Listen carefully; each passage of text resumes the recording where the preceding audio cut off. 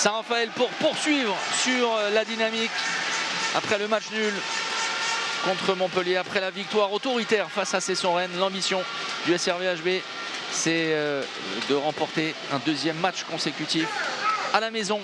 Forcément, l'adversaire du soir, le duel sera rude puisque l'USDK arrive version commando après 2 défaites initiales. Instruction donnée par l'Espagnol, le mouvement de Rafael Cocheteux à l'opposé. Entrée en deuxième pivot, Sarmiento qui navigue, l'arrêt, le deuxième de Samir Belhassen. Et l'un des phénomènes de ce championnat de France en Ligue Imoli Star League, mais on l'a tellement vu. Oui. Ouais, superbe, un Gaïdoutchenko version diesel, malgré les quelques atermoiements des premiers instants, ça va beaucoup mieux. Mais très bon, hein, très présent, dangereux de loin, capable de trouver à l'intérieur Maresco assez souvent, dans le rythme en tout cas, Gaïdoutchenko. Enchaîné, encore. Pas de solution, ça défend très bien de la part des... Pas de gardien. Oh, il tente sa chance. Et il a raison. Mihai Popescu.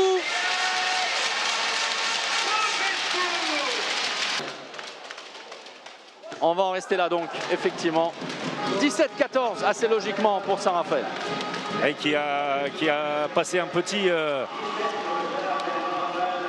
temps fort, même un gros temps fort face à Dunkerque qui manquait d'agressivité. Ça a été amorti par les Dunkerquois, ce qui permet aux Dunkerquois de ne pas être finalement trop loin dans cette première période. Mais c'est bien Saint-Raphaël et qui marque beaucoup avec un très bon Xavier Baraché à vos côtés.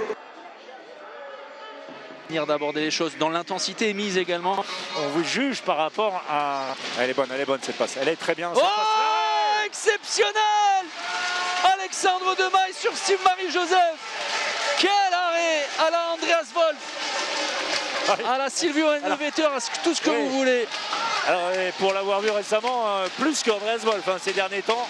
Et quelle parade! Et alors clairement, Alex Demaille a décidé de ne pas encaisser le but de l'aile gauche dunkerquoise. Place de Samir Belhassen, Pelayo qui tente l'extérieur, c'est refermé. Oh, il doit y aller. Oh, ça va pas. L'échec, manque de réussite. Et en 2 temps, avec énormément de lucidité, Gabriel Niembo. Et Tom Pelayo qui a été passé, qui va chercher cette dernière passe. Alors tout ça est un peu miraculeux. Ah oui, là pour le coup, totalement. Pour Niembo, par contre, comme vous le disiez, là, tout à fait lucide, qui prend tout son temps. Bras levé déjà. Oui, ça c'est bien fixé. L'arrêt, le 7 mètres et 2 minutes. Quelle erreur de Pachal. Quelle erreur de Pachal qui doit accepter la situation.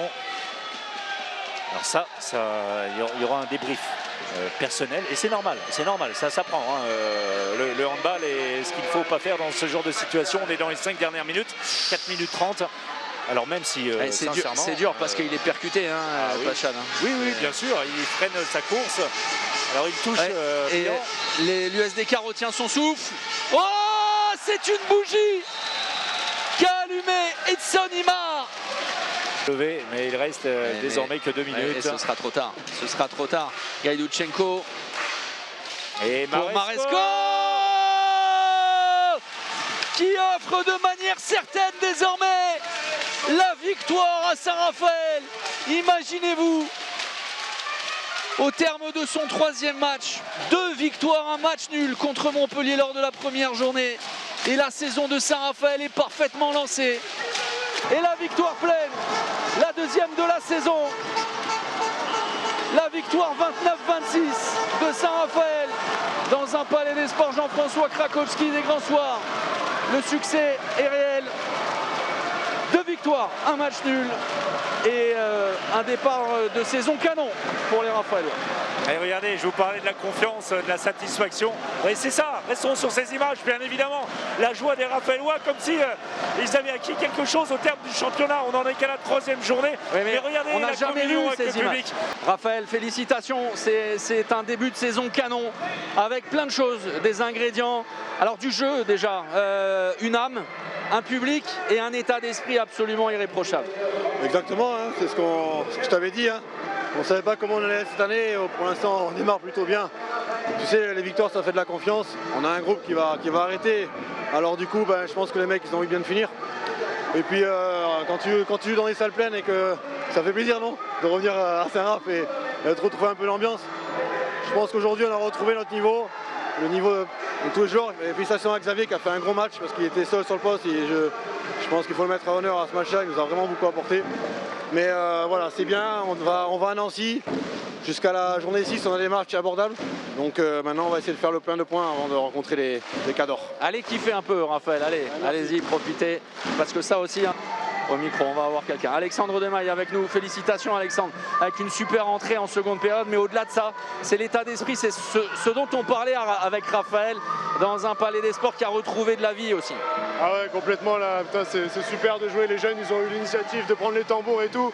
Ah, ça fait la différence en sachant que l'année dernière il n'y avait pas de supporters et tout, donc quel plaisir de retrouver ça en plus avec une belle victoire collective, donc c'est super.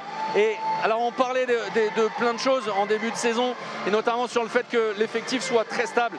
Il y a une autre équipe, alors toute proportion gardée, qui est un peu comme ça, c'est le PSG, mais finalement c'est pas très gênant quand les victoires sont là, quand ça joue bien et quand l'état d'esprit et la cohésion.